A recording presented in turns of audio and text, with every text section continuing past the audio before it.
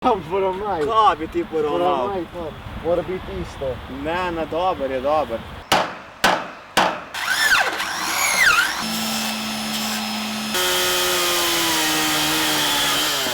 This place over here is called Šumico. It's basically an outdoor place for concerts and events, also for children's summer activities, summer camps. Because of this COVID crisis, all our activities should be outside. It's much easier to perform them.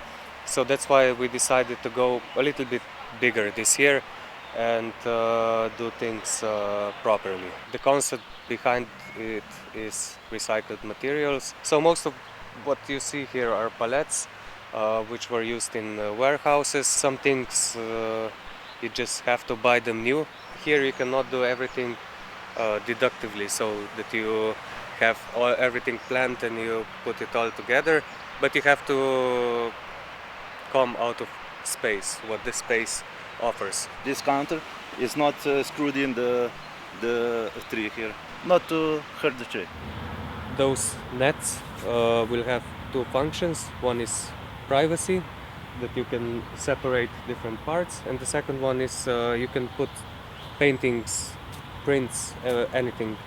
The kids can hang around, there's no road. I think that people like it.